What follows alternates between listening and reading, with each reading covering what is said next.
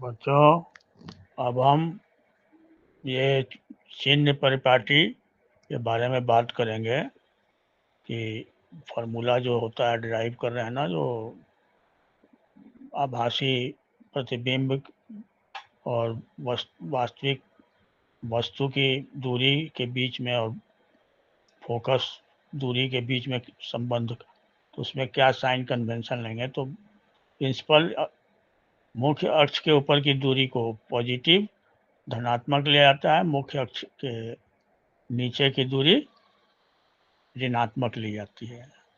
और ध्रुव बिंदु जो होता है P दर्पण के सेंटर, उससे दाहिने की दूरी धनात्मक पॉजिटिव और बाएं की दूरी निगेटिव ऋणात्मक ली जाती है। तो ये चिन्ह परिपाटी हो गया। तो बच्चों, चिन्ह परिपाटी पॉजिटिव निगेटिव समझा दिए। तो इस चिन्ह परिपाटी के आधार पर अवतल दर्पण की फोकस दूरी और वक्रता त्रिज्या ऋणात्मक होती है। उत्तल दर्पण की ऋणात्मक मतलब दर्पण के बाएं साइड में होती है। उत्तल दर्पण में फोकस दूरी और वक्रता त्रिज्या पॉजिटिव होती है, दर्पण के पीछे होती है। तो अब दर्पण सूत्र पढ़ेंगे।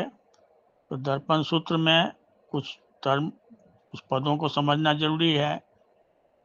तो जो ध्रुव है उससे वस्तु ओ बिंदु पर रखा हुआ है, तो ध्रुव से वस्तु की दूरी को बिंब दूरी कहते हैं। उसको U से डिनोट किया जाता है, U से सूचित किया जाता है। और दूसरा है ध्रुव से जो I दूरी है, प्रतिबिंब की दूरी, उसको V से निरूपित किया जाता है। तीसरा है ध्रुव से फोकस बिंदु की दूरी को, फोकस दूरी को F स्मॉल f से निरूपित किया जाता है।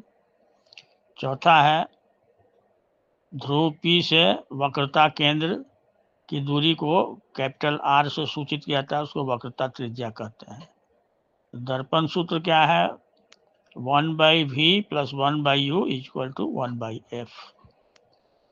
चूंकि f = r/2 होता है, तो 1/v + 1/u = 2/r भी कह सकते हैं।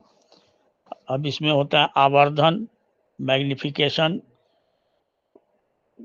की परिभाषा देता है। तो प्रतिबिंब की ऊंचाई और वस्तु की ऊंचाई के अनुपात को मैग्निफिकेशन कहते हैं। तो प्रतिबिंब की ऊंचाई को, मैग्निफिकेशन को स्मॉल m से सूचित करते हैं, प्रतिबिंब की ऊंचाई को h' से सूचित करते हैं और वस्तु की ऊंचाई को h से सूचित करते हैं। तो मैग्निफिकेशन m क्या होगा? m = h'/h।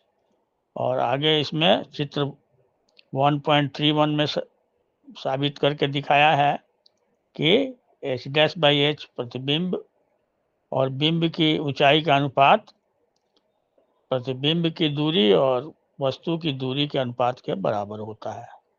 तो ये खत्म हो गया चैप्टर। अब इसमें आगे समरी दिया है, उसको तुम लोग पढ़ लेना, नोट बना लेना और आगे हम लोग प्रश्न उत्तर करेंगे।